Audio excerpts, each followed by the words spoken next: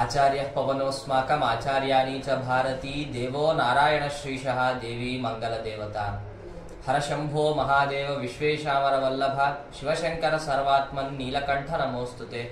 ಶ್ರೀ ಗುರುಭ್ಯೋ ನಮಃ. ಹರಿ ಓಂ. ಲೋಕದಲ್ಲಿ ಒಂದು ಮಾತಿದೆ, ಆರೋಗ್ಯಂ ಭಾಸ್ಕರಾದಿಚ್ಛೇತ್ ಶ್ರಿಯಮಿಚ್ಛೇತ್ ಹುತಾಶನಾತ್ ಜ್ಞಾನಂ ಮಹೇಶ್ವರಾದಿಚ್ಛೇತ್ ಮೋಕ್ಷಮಿಚ್ಛೇತ್ ಜನಾರ್ದನಾತ್.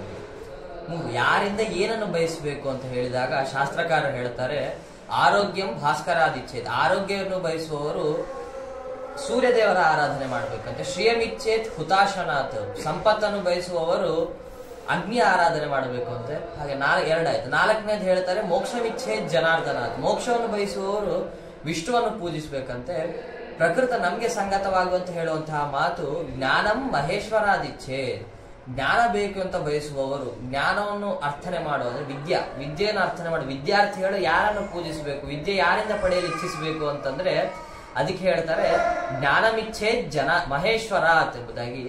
ಜ್ಞಾನ ಯಾರಿಂದ ಪಡೆಯಬೇಕು ಅಂತಂದ್ರೆ ಮಹೇಶ್ವರರಿಂದ, ರುದ್ರದೇವರಿಂದಾಗಿ ನಾವು ಜ್ಞಾನವನ್ನು ಪಡೆಯಬೇಕು ಅಂತ.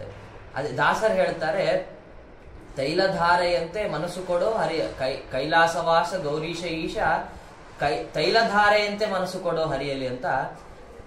ಈ ರೀತಿಯಾಗಿ ದಾಸರು ಹೇಳ್ತಾರೆ, ಜ್ಞಾನವನ್ನು ಯಾರಿಂದ, ಆ ಮನಸ್ಸು ಕೊಡೋ ಹರಿಯಲಿ ಮನೋನಿಯಾಮಕರ ಅಂತ ರುದ್ರದೇವರಿಂದಲೇ ನಾವು ಏನನ್ನು ಪಡೆಯಬೇಕು, ಜ್ಞಾನವನ್ನು ಪಡೆಯಬೇಕು. ಭಗವಂತನ ವಿಷಯವಾಗಲಿ, ಲೌಕಿಕ ವಿಷಯವಾಗಲಿ, ಆಧ್ಯಾತ್ಮಿಕ ಲೌಕಿಕ ಎಲ್ಲಾ ಜ್ಞಾನವನ್ನು ಕೂಡ ಕೊಡುವಂತಹವರು ರುದ್ರದೇವರು ಎಂಬುದಾಗಿ ಶಾಸ್ತ್ರಕಾರರು ನಿರೂಪಣೆ ಮಾಡಿದ್ದಾರೆ. ಅಲ್ಲಿ ಹೆಸರು ನೋಡಿ, ರುದ್ರದೇವರು. ರುದ್ರ ಅಂತಂದ್ರೆ ಏನು ಅಂದ್ರೆ ಅದಕ್ಕೆ ಹೇಳ್ತಾರೆ ರುಜಂ ದ್ರಾವಯತೆ ಇತಿ ರುದ್ರಹ ಎಂಬುದಾಗಿ. ಅಂದ್ರೆ ಋಕು ಅಂತಂದ್ರೆ ಇಲ್ಲಿ ರೋಗ, ಯಾರು ರೋಗವನ್ನು ಪರಿಹಾರ ಮಾಡ್ತಾರೋ ಅವರು ರುದ್ರದೇವರು ಅಂತ ಹೆಸರು. ಈ ರೋಗ ಎರಡು ರೀತಿ, ಒಂದು ಆಧಿ, ಇನ್ನೊಂದು ವ್ಯಾಧಿ ಎಂಬುದಾಗಿ. ಏನಿದು ವ್ಯಾಧಿ ಅಂತಂದ್ರೆ ಶರೀರಕ್ಕೆ ಬರುವಂತಹ ರೋಗ, ಇನ್ನೊಂದು ಆಧಿ ಅಂತಂದ್ರೆ ಮನಸ್ಸಿಗೆ ಬರುವಂತಹ ರೋಗ. ಈ ರೀತಿ ಎರಡೂ ರೀತಿ ರೋಗಗಳನ್ನು ಕೂಡ ಪರಿಹಾರ ಮಾಡುವವರು. ಆದ್ರಿಂದಾಗಿ ರುದ್ರದೇವರಿಗೆ ರುದ್ರ ಅಂತ ಹೆಸರು. ರುಚಂ ದ್ರಾವಯತೆ ಇತಿ ರುದ್ರ, ಈ ರೀತಿಯಾಗಿ ಹೆಸರನ್ನು ಪಡೆದು ಶರೀರಕ್ಕೆ ಬರುವಂತಹ ವ್ಯಾಧಿ, ಆ ರೋಗವನ್ನು, ಮತ್ತೆ ಅದಕ್ಕಿಂತಲೂ ಮುಖ್ಯವಾಗಿ ನಮಗೆ ಮನಸ್ಸಿಗೆ ಬರುವಂತಹ ರೋಗವನ್ನು ಪರಿಹಾರ ಮಾಡುವವರು ರುದ್ರದೇವರು ಅಂತ. ಆದ್ರಿಂದಾಗಿ ಮನೋನ್ಯಾಮಕ ರುದ್ರದೇವ, ಅವರು ಮನಸ್ಸು ಮಾಡಿದ್ರೆ ಅವರು ಹೇಗೆ ಪ್ರೇರಣೆ ಮಾಡ್ತಾರೋ ಅದೇ ರೀತಿಯಾಗಿ ನಮ್ಮ ಮನಸ್ಸು ನಡೆಯೋದು ಎಂಬುದಾಗಿ ಶಾಸ್ತ್ರಕಾರ ಹೇಳ್ತಾರೆ. ಆದ್ರಿಂದಾಗಿ ಈ ರೀತಿಯಾಗಿ ಆ ಮನೋನಿಯಾಮಕರಂತಹ ರುದ್ರದೇವರ ಉಪಾಸನೆಯನ್ನು ಸದಾಕಾಲ ಮಾಡಬೇಕು ಅಂತ ನಮ್ಗೆಲ್ಲಾ ಧರ್ಮಶಾಸ್ತ್ರಗಳು ತಿಳಿಸ್ತಾ ಇದೆ.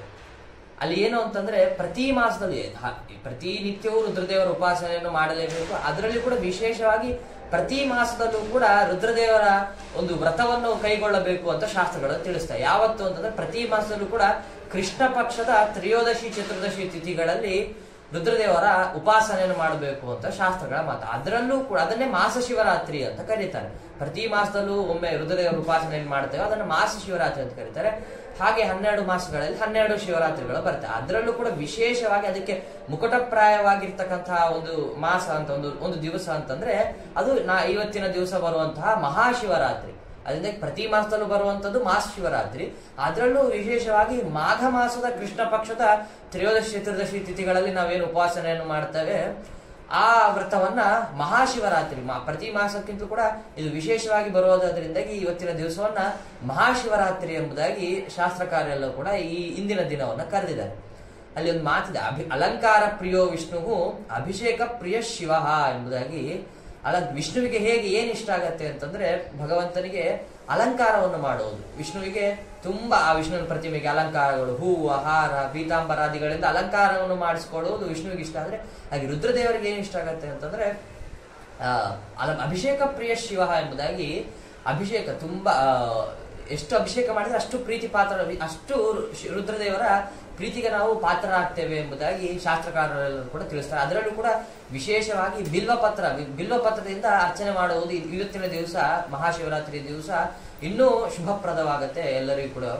ಹಾಗೆ ಶಾಸ್ತ್ರಗಳಲ್ಲಿ ಮನೋನಿಯಾಮಕ ರುದ್ರ, ಜ್ಞಾನವನ್ನು ಕೊಡುವವನು ರುದ್ರ ಅಂತ ಹೇಳುವಂತೆ ಈ ರೀತಿಯಾಗಿ ವಿದ್ಯಾರ್ಥಿಗಳಿಗೆ ಅದು ತುಂಬಾ ಪ್ರಕೃತ ಇಂದಿನ ದಿವಸ. ಯಾಕೆ ಅಂತಂದ್ರೆ ಮುಂದೆ ಪರೀಕ್ಷೆಗಳೆಲ್ಲ ಬರುವಂತಹ ಕಾಲದಲ್ಲಿ ಅದೆಲ್ಲ ಕೂಡ ಆ ಒಂದು ಏಕಾಗ್ರತೆಗೆ, ಮನಸ್ಸಿನ ಏಕಾಗ್ರತೆಗೆ, ಆ ಪರೀಕ್ಷೆಯಲ್ಲಿ ಬೇಕಾಗುವಂತಹ ಸಿದ್ಧತೆಗೆ ಬೇಕಾಗುವಂತಹ ಎಲ್ಲಾ ಮನಸ್ಸಿನ ಏಕಾಗ್ರತೆಯನ್ನ ಕೊಡುವಂತಹ ರುದ್ರದೇವರಾದ್ರಿಂದ ಅಂತಹವರ ಆರಾಧನೆ ವಿದ್ಯಾರ್ಥಿಗಳಿಂದ ನಡೆಯುವುದು ಇನ್ನೂ ತುಂಬಾ ವಿಶೇಷ. ಈ ರೀತಿಯಾಗಿ ಎಷ್ಟು ಸಾಧ್ಯವೋ ಅಷ್ಟು ರುದ್ರದೇವರ ಸನ್ನಿಧಾನಕ್ಕೆ ಹೋಗಿ ಅವರಿಗೆ ಅಭಿಷೇಕವನ್ನು ಮಾಡಿಸುವುದು, ರುದ್ರದೇವರ ಸ್ತೋತ್ರವನ್ನು ಮಾಡುವುದು ನಮ್ಗೆಲ್ಲರಿಗೂ ಕೂಡ ತುಂಬಾ ಶುಭಪ್ರದ ಅಂತ ಹೇಳ್ತಾ 2 ಮಾತನ್ನು ಮುಗಿಸ್ತಾ ಇದ್ದೇನೆ. ಶ್ರೀಕೃಷ್ಣ ಅರ್ಪಣ ವಸ್ತು.